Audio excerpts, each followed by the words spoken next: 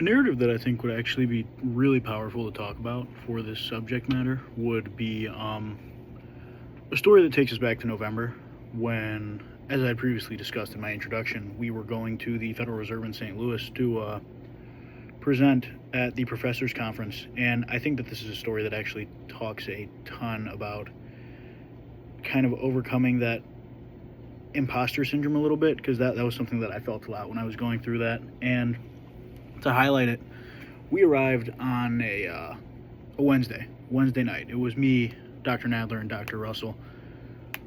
I had flown in a little bit earlier than they had, so I was preparing materials because we had planned to meet at night because the conference was the next morning, and we were set to present at a early time slot. So Mark and Jeff get in, and their flight was actually stuck for about 30 minutes on the tarmac before they could get out of the airport. So this just keeps pushing us back as to when we can actually meet with everybody. And I cannot explain in words how much stress was building up throughout this entire process, because I'm sweating bullets at this point. I mean, I've never presented in front of a group like this, and it was absolutely terrifying for me to even fathom this idea coming forth.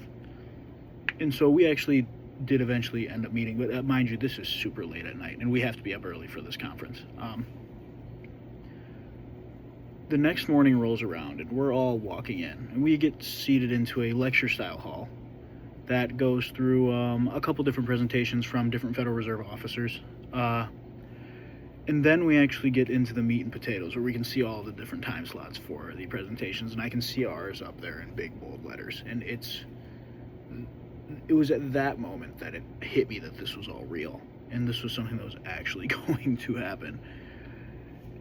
And like I said, it's a lecture-style hall, so Mark, Jeff, and I are all sitting next to each other, and I look at them, and I'm like, oh my God.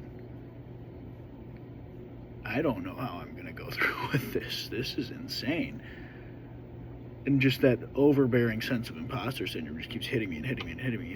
And he tells me, he's like, dude, I mean, in the past 2 months, you've probably done more research on this subject matter than half of the people in this room combined.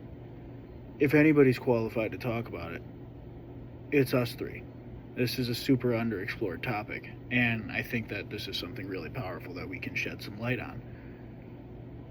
And I go back and forth with them, and I just keep deliberating, like, yes, but I'm not Dr. Delisio. I'm Marco Delisio, the student at Ashland University, right?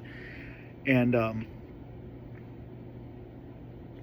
it really did just come down to the idea that you have to fake it until you make it.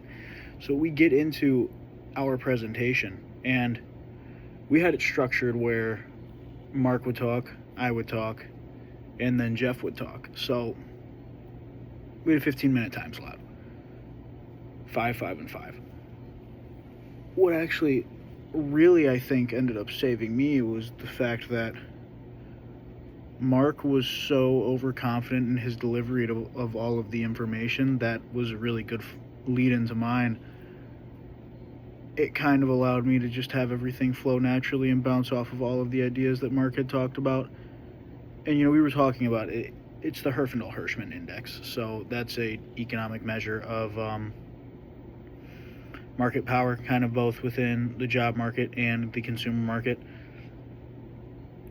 He did such a good job illustrating all of the ideas that we were going to talk about that made it super seamless for me to bounce into my lecture. And I don't know how well I would have done without him going through and doing that. But yeah, Mark went, I went, Jeff went, and we actually had a really positive review from the Fed officers and the professors alike that were in attendance for our presentation. And that was a really reassuring fact for me that I can actually walk into a room of those that are of a higher intelligence, and I don't want to say knock it out the park, but I can compete. I can stand toe-to-toe with them, and that was a really reassuring piece that I think actually helps me a ton today, because I deal with a ton of senior directors and managers in my day-to-day at work, and I think that was really powerful to kind of allow me to evolve into being able to speak to those that are of a little bit of a higher echelon than me.